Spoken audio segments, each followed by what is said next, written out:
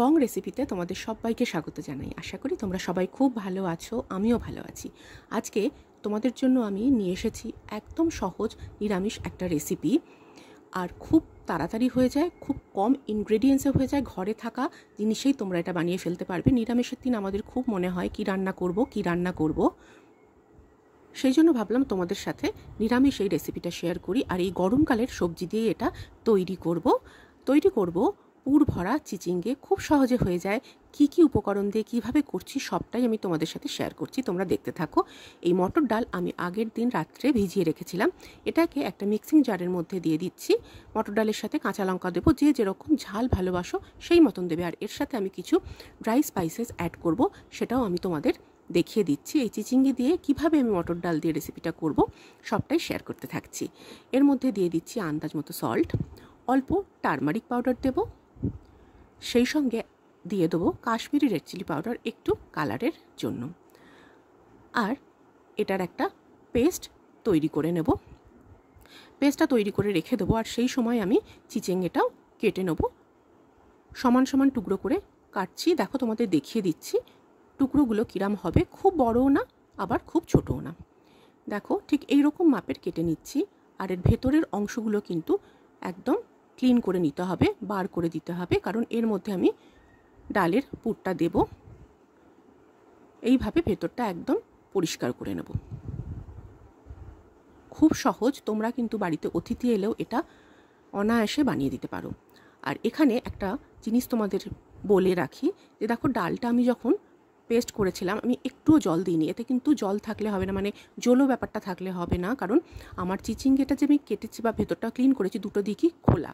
এর মধ্যে আমি ডেসিকেটেড কোকোনাট দিচ্ছি, তোমরা কিন্তু ফ্রেশ কোকোনাট একদম দিতে পারো। আর নিরামিষ তো, তাই একটু কিশমিশ অ্যাড করে দিলাম। আর এটাকে ভালো করে আমি মিক্সড করে নেব। আমি যেহেতু ডেসিকেটেড কোকোনাট দিলাম তাই আলাদা করে চিনি দিলাম না। তবে নিরামিষ রান্না আরেকটু মিষ্টি মিষ্টি ভালোই লাগে, তোমরা মিষ্টি পছন্দ করলে কিন্তু এতে আরেকটু মিষ্টি দিতেই পারো। এইভাবে পুরটা একদম রেডি করে নিলাম। আর পুরটা দেখো ঠিক এরকমভাবে চিচিঙ্গের মধ্যে আমি দিয়ে দিচ্ছি। পুরটা দেখে বুঝতে পারছো একদম টাইট পুর হতে হবে, জলো জলো পুর হলে কিন্তু হবে না, যেহেতু চিচিঙ্গের দুটো দিকই আমি কেটেছি।